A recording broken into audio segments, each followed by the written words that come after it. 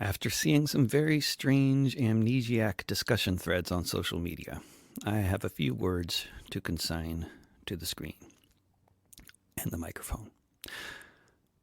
You can also find this missive in podcast form if you look for This Week with David Rovics wherever you get your podcasts, or in written form at davidrovics.com/thisweek. Questions in the wake of the beer belly putsch. Naturally, social media and the media are all going nuts since the more or less successful far-right siege of the Capitol. There are a variety of talking points that I've been hearing that I have some thoughts on. First of all, in one of Trump's various post-siege missives, he assured his followers that our incredible journey is only just beginning, meaning his political ambitions and the future of the far right. He's getting on in years and evidently not in the greatest health, but if he lives long enough, my guess is he'll start a TV network, a social media network, and a new political party, which will soon eclipse the Republican Party and become the main competition for the Democrats. Whoever planted explosives at the headquarters of both the RNC and the DNC during the event clearly agrees with Trump's coming rejection of the two major parties. The most relevant historical anecdote in terms of what just happened in D.C. could be the beer hall putsch in 1923. 10 years before Hitler came to power, he and 2,000 other fascists tried to seize the reins of state in Munich, but the police fought them back and their effort failed with 16 dead. It was the main event early in Hitler's career that propelled him to far more widespread recognition and ultimately to become dictator. Obviously, Trump is already in power, sort of, so it's a very imperfect historical reflection, but still very relevant. This was an event that Trump or his descendants will be able to use to their benefit. There weren't many martyrs, but there will presumably be trials and prison sentences, as there were after the 1923 putsch in Munich, and these will be used to great propaganda advantage.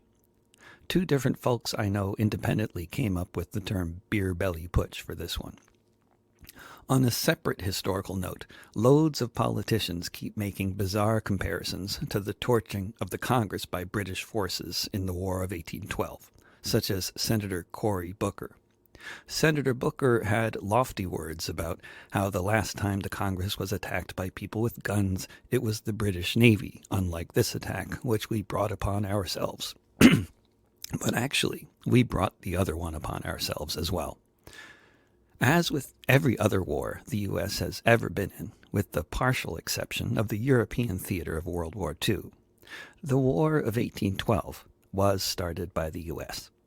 The British colony of Canada was harboring escaped African slaves, and the U.S. government, dominated as it was by slave owners, didn't like that at all. And so the U.S. sent in their military forces, such as they were back then, to burn down the Canadian city of York, now Toronto. Government buildings as well as residential homes were burned to the ground by the marauders from the U.S. 2 years later, in response to this cross-border attack, the British Navy sailed down the Potomac River and burned down the Congress, the Supreme Court, and the White House, leaving all residential houses untouched. A very measured military response, you could say. But it was most definitely brought down upon the nation by U.S. policy.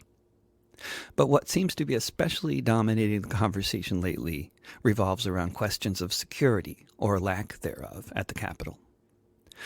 Most of the comparisons being made are between the Black Lives Matter protests of last summer and last Wednesday's siege on the Capitol. While these comparisons are definitely relevant, they can be misleading on their own, because they can give the impression that police only crack down heavily in large numbers with severe brutality when the protesters are mostly black. If your main experience with protests have been from 2014 to the present, and have mainly involved Black Lives Matter, this would be a very sensible conclusion to reach. So I thought I'd just share a few brief descriptions of protests that I have physically participated in over the years for a little bit of broader context than we're getting on TV. I've been to many protests, like one I attended as a teenager, led by Jesse Jackson, circa 1982, where we marched around on a permitted route in D.C., a diverse group of tens of thousands, mostly people who vote Democrat, where everything was peaceful, no one committed civil disobedience, the police were not numerous, and sometimes even nice, basically what you imagine a permitted march is supposed to be like. The first time I witnessed police brutality was in San Francisco sometime around 1987 at a protest against U.S. support for the right-wing dictatorship in El Salvador. Several hundred, mostly white people in our 20s and 30s wanted to shut down the federal building for the day through civil disobedience. So the police preempted us by setting up barricades around the building and defending the barricades with clubs. People pulling at the barricades were beaten from the other side of the barricades every second or so. Then we discovered that about 10% of our ranks were actually made up of undercover cops, and people who we thought were fellow protesters began to savagely attack anyone on the street. I saw 4 cops pulling in different directions on each limb of a young white woman that day. The police were so brutal, the event made national headlines briefly. In Washington, D.C., randomly skipping to April 16, 2000, tens of thousands of folks associated with the global justice movement succeeded partially in shutting down the biannual meeting of the IMF and the World Bank by surrounding 90 blocks of the city in a human chain. I saw police vans rev their engines and plow into the human chain, nearly killing young, mostly white college students that made up the majority of the people surrounding the 90-block area, which the police had fenced off with 10-foot-high fences. A few months later in Quebec City, tens of thousands of protesters came to the city, again with the intent of shutting down meetings of the global elite through mass civil disobedience and other tactics, such as launching teddy bears from a homemade catapult. In Quebec City, the police used so much tear gas against us that I had a welt on my eye for 6 months afterwards. The city had spent millions of dollars to wall off the walled city even more, with a big metal wall around 20 foot high surrounding the old stone walls of North America's only walled city. But they still saw fit to disperse such massive amounts of tear gas that it got into the meetings of the global elite within the walls, and they caused thousands of local Quebec City residents to flee the area. I vividly recall the fear on the faces of the children, clutching their dolls, holding hands with their parents, walking down the hill away from the city center towards safety. 2 years later, in November 2003, in Miami, they again walled off downtown with high fences in preparation for their meetings. Again, thousands of riot police attacked thousands of people who had come with the perhaps vague idea that they might hope to shut down the meetings, which never had a chance because of the overwhelming and overwhelmingly brutal police presence. If you did not get hit by a plastic-coated steel bullet or inhale copious amounts of tear gas, you were very lucky. On a tour of the East Coast I did after Miami, I saw welts on my friends' bodies of every possible size and description. At an anti-war protest in New York City in 2004, they wouldn't let us march. 500,000 people or more clogged the city streets, penned in by countless steel pens erected by Bloomberg's cops. Later in the same year, at the Republican National Convention in New York City, they allowed us to march, but not to have a rally.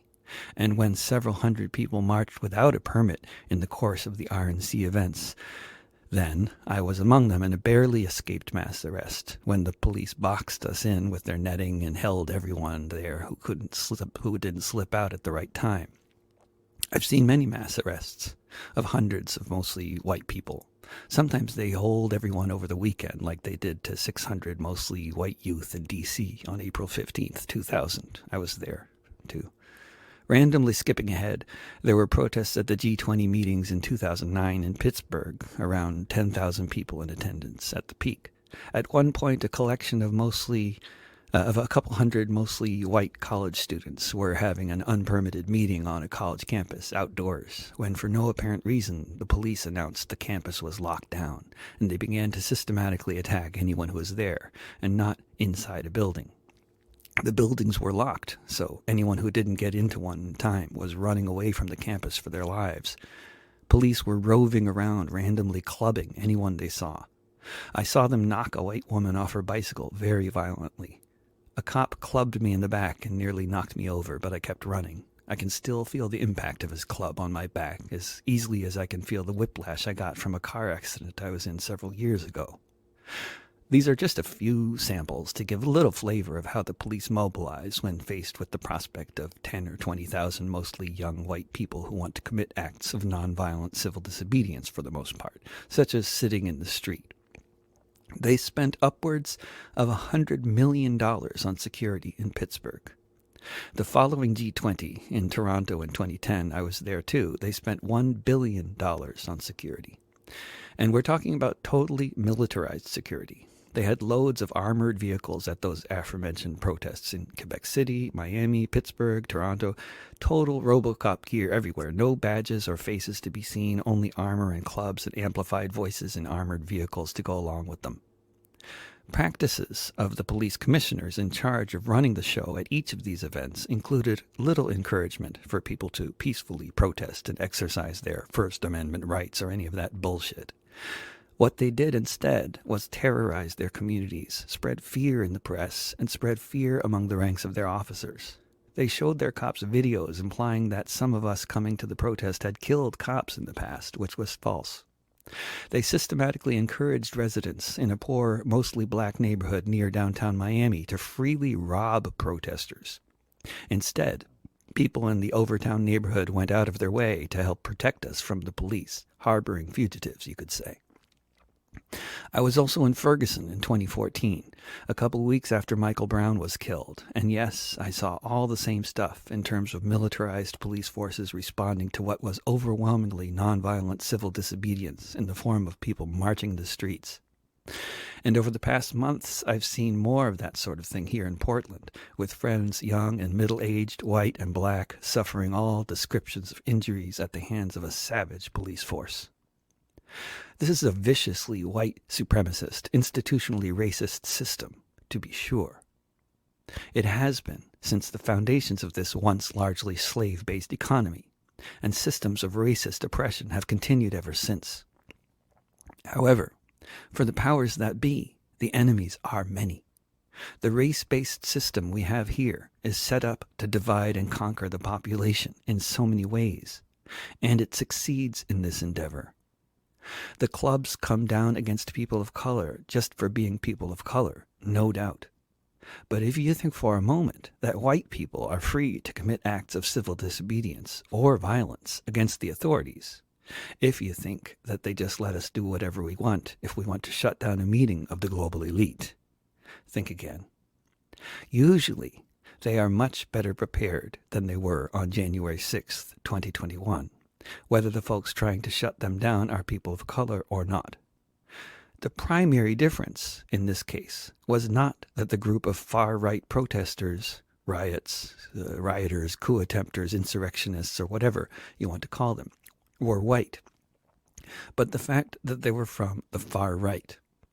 This accounts for the lack of security preparation for this rally, which is planned in advance, like most of the aforementioned meetings of the elite planned in advance because the joint session of Congress was too.